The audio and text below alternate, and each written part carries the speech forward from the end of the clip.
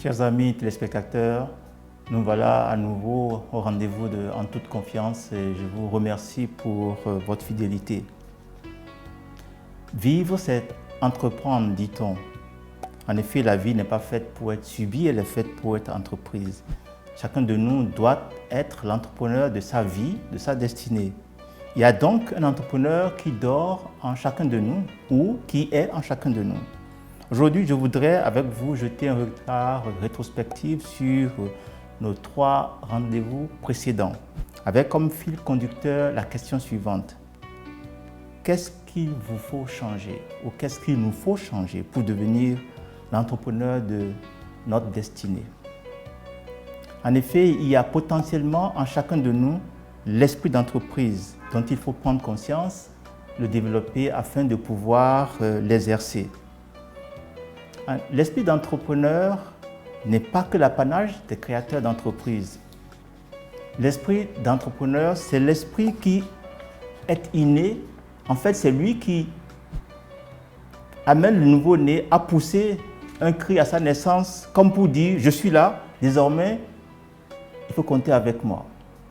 C'est encore lui qui poussera cet enfant plus tard à se lever, puis à marcher sans crainte de tomber et de se faire mal, comme c'est le cas pour les parents quand les enfants commencent à marcher. C'est pourquoi les enfants voient des possibilités là où les parents ne voient que des impossibilités.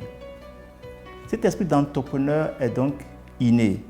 C'est lui qui fait qu'en réalité, nos enfants peuvent aller ou tendre vers des choses qui pour nous sont plutôt effrayantes. Et c'est pour cela que nous, parents, avons tendance à brider cet esprit d'entrepreneur qu'il y a dans nos enfants. La crainte des parents, le conservatisme du système éducatif finissent en effet par altérer, voire tuer l'esprit d'entrepreneur de nos enfants. Alors que l'éducation devrait avoir pour mission de conforter, développer cet esprit d'entrepreneur afin que nos enfants, devenus adultes, deviennent des entrepreneurs de leur vie. Celui qui cultive l'esprit entrepreneurial s'imagine un apporteur de solutions. Face à un problème, lui voit des solutions. Il voit des solutions là où d'autres voient des problèmes. Il y a quelques années, alors que j'étais à la tête d'une administration publique de notre pays, j'avais remarqué que la phrase qui revenait le plus souvent dans la bouche de mes collaborateurs, c'était la phrase suivante: le problème c'est que. Le problème c'est que. Et quand vous dites, on peut faire telle chose, oui, mais le problème c'est que. Celui qui a développé l'esprit entrepreneurial, quand il voit un problème, il ajoute toujours les options de solution et il se sent investi à prendre l'initiative pour les résoudre. Qu'il ou elle soit élève ou étudiant, fonctionnaire, employé ou à son propre compte, celui qui est doté d'un esprit entrepreneurial est donc un apporteur de solutions et un créateur de valeur ajoutée. Et pour des nations jeunes comme les nôtres, l'éducation doit précisément conforter cet esprit dont j'ai dit qu'il était inné, le conforter dans la vie de nos apprenants et faire en sorte qu'ils se l'approprient pleinement et qu'ils le développent.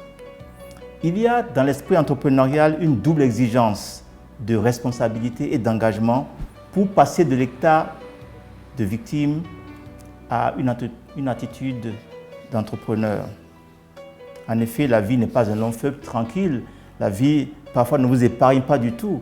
Et face aux problèmes, aux défis, aux incertitudes et aux précarités de la vie, devenir l'entrepreneur de sa vie nécessite de passer d'un état passif à une attitude active. J'allais même dire une attitude proactive qui anticipe. C'est ne pas subir, ne pas trouver des excuses, ne pas se trouver des excuses pour précisément ne pas agir. Et cela exige que l'on ait conscience de ces potentialités afin de pouvoir les mobiliser face, y compris à l'adversité. Cela implique peut-être les 4 étapes suivantes que vous pouvez voir dans chacun de nos rendez-vous en toute confiance. La première étape, c'est l'estime de soi.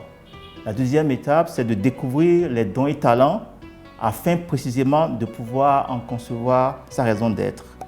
La troisième étape, c'est en tirer une vision pour sa vie et un projet de vie.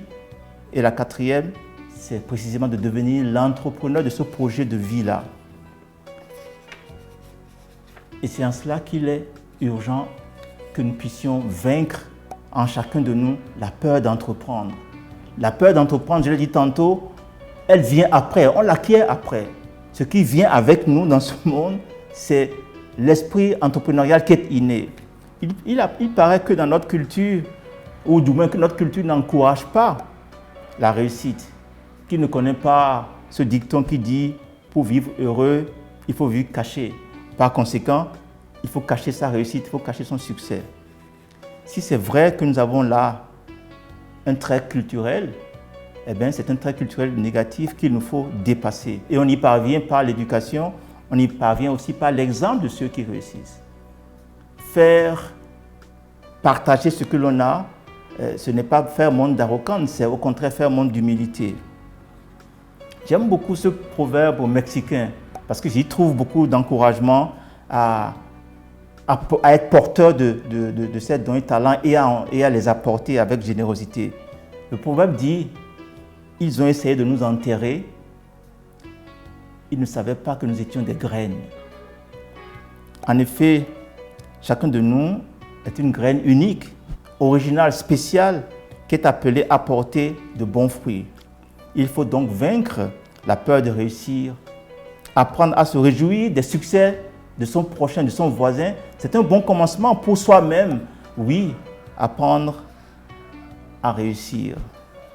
Alors, parlant de la jeunesse africaine, le grand entrepreneur nigérian Tony Elumelu aime à dire, et je le cite, « Je crois fermement que le succès peut être démocratisé et que si nous pouvons lier les ambitions aux opportunités, cette génération extraordinaire peut tout accomplir. » Fin de citation. J'y trouve une ambition légitime que chacun de nous devrait faire sienne. Chacun de nous devrait se faire un véritable acteur de la démocratisation du succès dans notre pays. La semaine prochaine, vous allez retrouver la charmante dame qui a eu l'initiative de ce rendez-vous en toute confiance. Quant à moi, je vous dis à bientôt en vous invitant à ne pas oublier que le succès n'est pas définitif. L'échec n'est pas fatal, c'est le courage de continuer qui compte. Et ça, nous le tenons de Winston Churchill. Merci beaucoup et à bientôt.